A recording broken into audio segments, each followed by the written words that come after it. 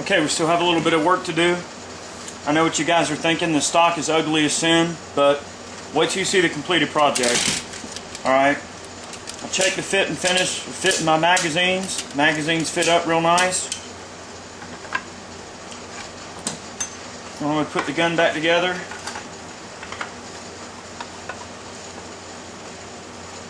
And just do overall fit testing. Now, one thing I did have to do is I had to make a small scribe on the side of the stock to clear for the mag catch button. That wasn't an issue.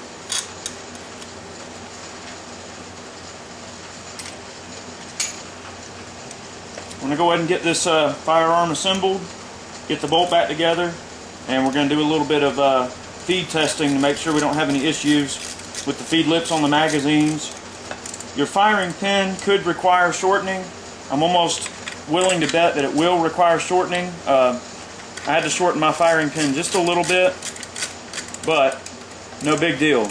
We're going to get the ejector in and everything, but for now, we just want to make sure everything's going to line up good. Alright, I got the conversion in the gun. I got everything snowed down decent. I've got some action-proving dummies in here. See how they cycle. Now, in Rhineland's instructions, they mention that sometimes you have to give the bolt just a good quick cycling.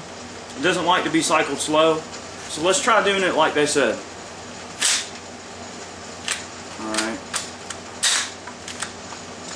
Alright, what just happened there, that was an extractor issue. We're going to address that in a moment. Yeah. Extractor's going to have to be relieved on it, which is fine.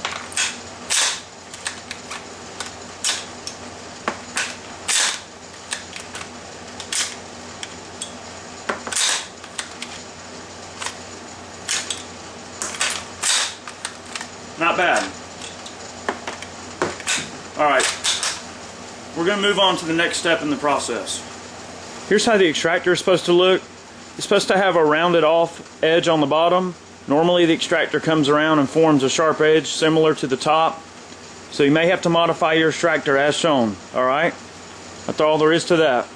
Here's the components of the Mauser ejector. Here's a standard Mauser ejector. Here's the modified ejector that they send with the Rhineland kit. As you can see, it is larger to accommodate the shorter 45 ACP cartridge.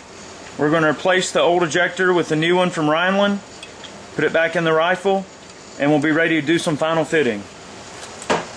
Alright, gotten everything generally lined up the way we want it. Got a replacement ejector put in, which was not an issue. You are going to have to remove a little bit of material right here on the bolt.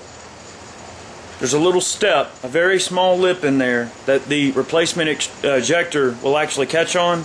You'll have to remove that little bit of metal, and you may have to barely relieve the inside of that slot right there on these two surfaces here. Overall, not an issue. A word on this Mauser, it did have a very shot out bore. My particular donor gun did, so that's one reasoning that I have for being able to do it. I wouldn't do this to a good serviceable military rifle, but I think you guys are going to be pleased with the results. Alright, at this point we're going to go ahead and reassemble the rifle. For all intents and purposes, it's ready to fire. I will cycle some dummy rounds through it just to make sure that we don't have any issues there, and we'll go from there. Now, one thing I will note on the assembly of the rifle and the way that these particular action screws sit in there, you may have to play with your capture screws a little bit and the orientation of the actual, basically the tightness of the front action screw, because what happens is if the metal to wood finish has a little bit of tolerance on the bottom side and allows the floor plate assembly or the magazine assembly to sit too far in the stock, it'll cause the bolt to bind up on the lips of the magazine. So what you'll have to do is just kind of find that sweet spot and then adjust your capture screws accordingly. You do have 3 slots on your capture screws that are useful for indexing it where they won't walk out even if they are a little loose. It's one of the nice things about the Mauser system.